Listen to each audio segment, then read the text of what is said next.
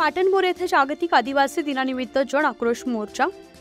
पाटणबोर येथे जागतिक आदिवासी दिन व क्रांती दिनाच्या निमित्तानं आदिवासी जन आक्रोश व वन अधिकारी मेळावा व रॅलीचं आयोजन शुक्रवार दिनांक 9 ऑगस्टला दुपारी 1 वाजता करण्यात आलं। रॅलीची सुरुवात श्रीराम मंदिरापासून करण्यात आली। यावेळी विविध देखावे निर्माण करण्यात आले होते। आदिवासी वाद्यावर विविध नृत्य करत आदिवासी बांधव वाजत गाजत नायब तहसील कार्यालयावर पोहोचले। तिथे उपस्थित तलाठी यांना विविध मागण्यांचं निवेदन देण्यात आलं। तलाठी यांना निवेदन देऊन सदर रॅली कालिका मंदिर सभागृहात पोहोचली। तिथे मोर्चाचं रूपांतर सभेत झालं। आदिवासी समाजाचे दैवत क्रांतीसूर्य बिरसा मुंडा यांच्या प्रतिमेचं पूजन करून कार्यक्रमाची सुरुवात करण्यात आली। दिवंगत कम्युनिस्ट शंकरराव दानव व कॉम्रेड गोविंदराव सिडाम यांच्या प्रतिमेला माल्यार्पण करण्यात आलं।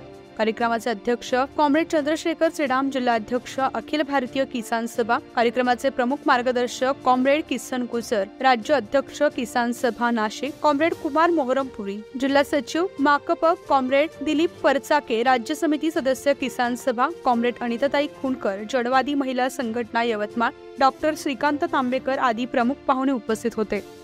दिलीप परचाके यांनी प्रास्ताविक केलं। किसन गुजर यांनी उपस्थित सर्वांना जमीन कायद्याबाबत मार्गदर्शन केलं। कुमार मोहरमपुरी, अनिताताई खुणकर, उषा मुरके, चंद्रशेखर सिडाम आदींनी मार्गदर्शन केलं।